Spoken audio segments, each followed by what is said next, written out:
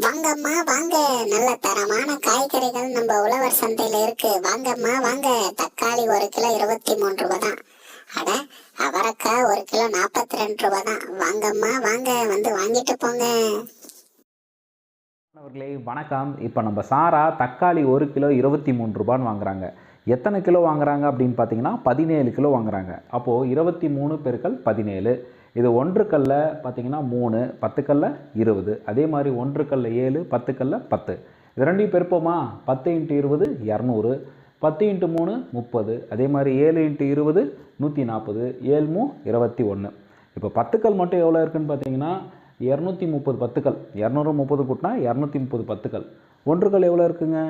140 + 21 161 1 கல் இருக்குது. இப்போ ரெண்டுத்தையும் கூட்டலாமா? எவ்வளோ கிடைக்குது பாருங்கள், 391. அப்போது 17 கிலோ தக்காளியினுடைய விலை எவ்வளோ அப்படின்னு பார்த்தீங்கன்னா 391 ரூபா. அடுத்ததாக அவரைக்காய் வாங்கியிருக்காங்க.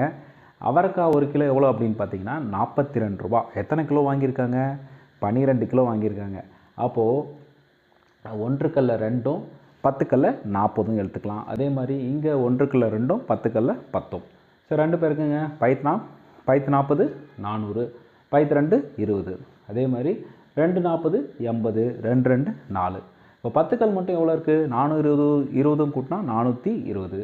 1 கல் எவ்வளோ இருக்குது? 80 4 கூட்டினா 84. ரெண்டுத்தையும் கூட்டுங்களேன், எவ்வளோ கிடைக்குது? 504 ரூபா. மாணவர்களே, இப்போ உங்களுக்கான ஒரு கேள்வி. இப்போது மார்க்கெட்டில் தக்காளியோடைய விலை 23 ரூபான்னு வச்சுக்கோங்களேன். 15 கிலோ தக்காளியினுடைய விலை எவ்வளோ இருக்கும்? அதே மாதிரி அவரைக்காய் 1 கிலோ 42 ரூபா அப்படின்னா இது 17 கிலோக்கு எவ்வளோ விலை அப்படின்னு கண்டுபிடிச்சி உங்கள் ஆசிரியர்கிட்ட சொல்லி ப்ரைஸ் வாங்கிக்கோங்க. நன்றி, வணக்கம்.